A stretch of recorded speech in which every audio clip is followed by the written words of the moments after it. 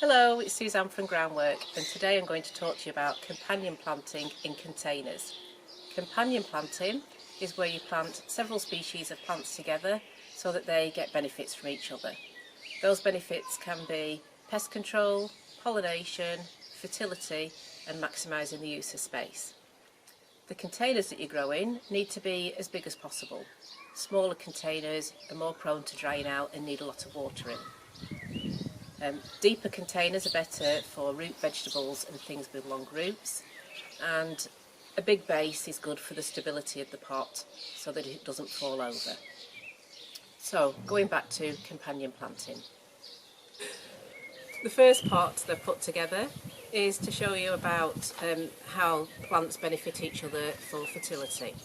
So in the middle of this pot there are beans that will grow quite high, and then around the outside there's kale. So the kale is a nutrient heavy plant. It wants to take a lot of nutrients from the ground, whereas the beans are nitrogen fixers. So the beans will put nitrogen into the soil that will benefit the kale to grow. So with this second pot I've kept with beans, but not because of the fertility this time. What I've put in around the outside of this pot is calendulas.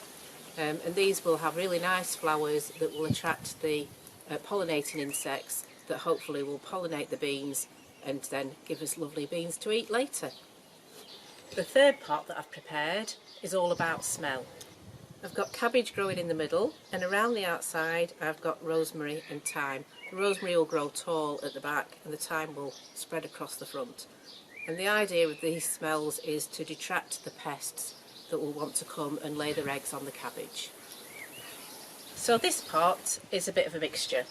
I've got the strawberries growing in the middle, which is my main feature. That's the plant that I want to grow mainly to get the fruit off it. I've now got chives around the outside, which are the plants that smell, so hopefully that will deter any bugs. And then I'm going to now put in some marigolds around the outside as well, and hopefully that will bring in the pollinators to pollinate the strawberry plants.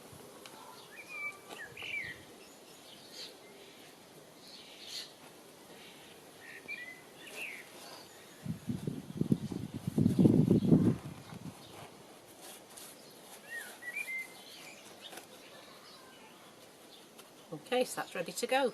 So this pot is all about space.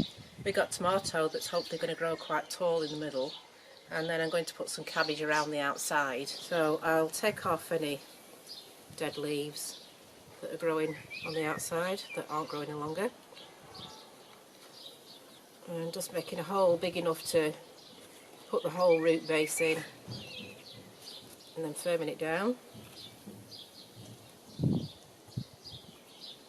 So I've gone for 3 cabbage because they'll probably grow quite big, and I don't want to detract that from the tomato plant.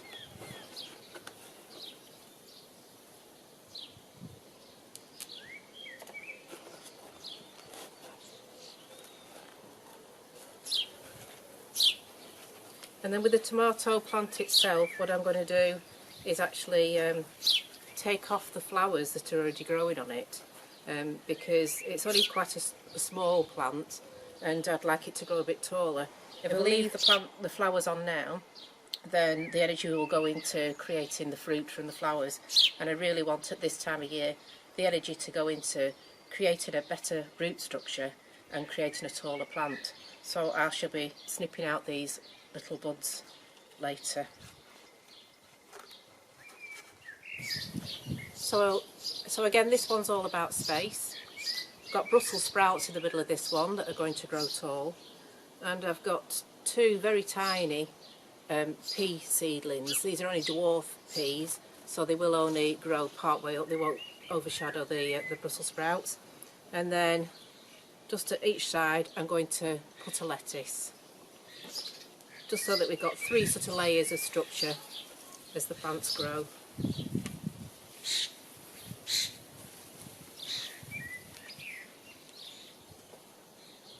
So I've gone for a red one and a green one just for colour.